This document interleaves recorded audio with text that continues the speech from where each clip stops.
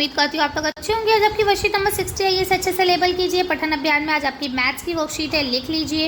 English medium की मैंने बना दी है, आप लोग ले सकते हैं। कि हिंदी मीडियम की है, आज डेट डालिए, अपना नाम, अपने टीचर का नाम और क्लास आप लोग लिख लेंगे। चलिए पढ़ना शुरू करते हैं। तो आज हम लोग दशमलव के बारे में जानेंगे, यानी डेसिमल के बारे में पढ़ेंगे। यहाँ लिखते हैं, पिछले कुछ दिनों से शुभम बहुत गर्मी महसूस कर रहा था। अखबार पढ़ते वक्त उसने शहर के तापमान पर भी ध्यान दिया, है ना।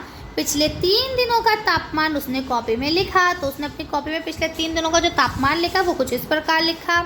29 तारीख को 36.3 डिग्री था, जबकि 30 तारीख को 37.8 डिग्री था, 31 तारीख को 38.1 डिग्री था।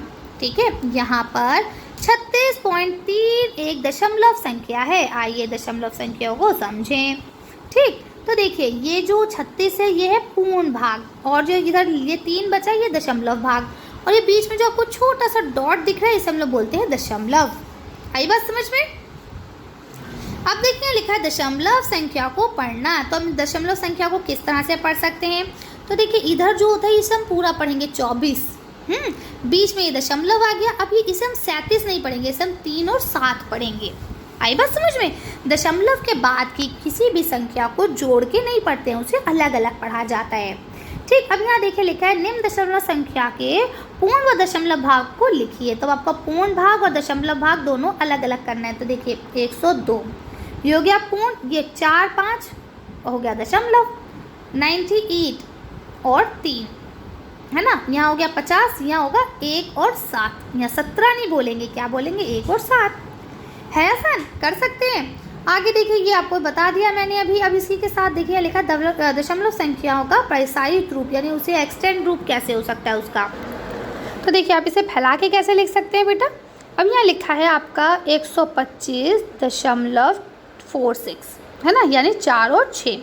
तो देखिए आपको पता है ये कौन सा नंबर होता है, इकाई, फिर दहाई, फिर सैकड़ा, है ना। तो यानी 1 की वैल्यू क्या हुई, सैकड़ा, तो हमने 1 को 100 से मल्टीप्लाई कर दिया। अब 2 की वैल्यू क्या है, दहाई है, तो हमने 10 से गुणा करा, है ना। 5 की वैल्यू क्या है, इकाई है, तो उसे हमने 1 से गुणा करा। आपको आता है ना ये इकाई, दहाई, सैकड़ा, हज़ार, 10,000 ये आता है ना। अब क्या होता है इसी तरह से यहाँ पे जब ये आते हैं तो ये हो जाता है आपका 1/10, है ना, ये आधा हो गया ना।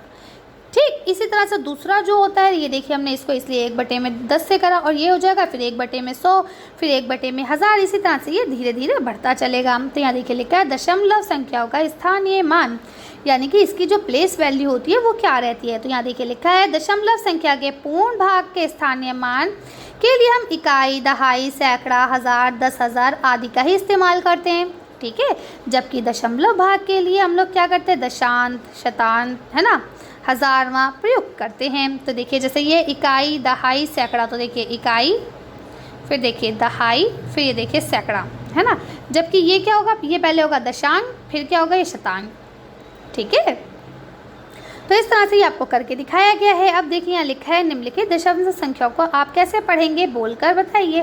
तो आपको बोलकर ही बताना है कि भाई हम इसे 67 पढ़ेंगे, 6702, है ना। हम इसे क्या पढ़ेंगे, 15 शून्य कह रहे डेसिमल कहेंगे, दशमलव, फिर हम यहाँ कहेंगे 5 और 6, फिर हम लिखेंगे 125.476। ठीक, लेकिन हम इसे इस तरह से लिख के दिखा सकते हैं कि भाई हम इसे ऐसे पढ़ेंगे। ठीक है, तो चलिए इसको हम लोग लिख के देख लेते हैं।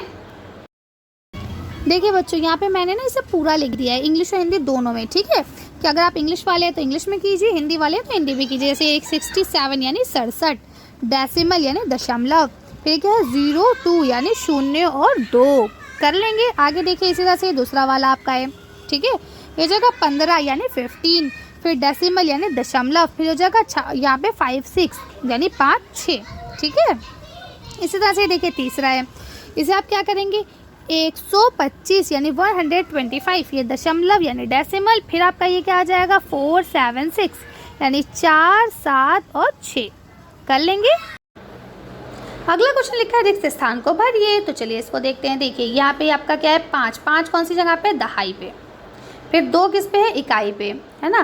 फिर 6 कितने पे हो जाएगा, ये हो जाएगा आपका दशांश पे, है ना। फिर उसके बाद दशांश के बाद क्या आएगा, शतांश, तो ये यहाँ पे 100 हो जाएगा। फिर क्या आएगा आपका हज़ारवां, तो ये आपके ये 1000 हो जाएगा। है आसान, कर सकते हैं बिल्कुल आसानी से। अब देखिए इसके बाद यहाँ लिखा हुआ है, जल्दी से लिख लीजिए फिर मैं इसे मिटा दूँ। यहाँ लिखा है 125 4, 7 और 6 में 7 का मान जो है वो आपको ज्ञात करना है कि 7 का क्या मान है। तो देखिए 7 यहाँ पे है ना, तो आपको पता है कि भाई इधर तो इकाई, दहाई, सैकड़ा चलता है, ये तो हमें इससे मतलब नहीं है। इधर क्या चलता है, पहला होता है आपका दशांश, दूसरा क्या होता है शतांश। तो यहाँ पे आपकी इसकी जो वो है वो क्या है, आपकी शतांश लिख लेंगे। बस आपको इतना सा आंसर लिखना है।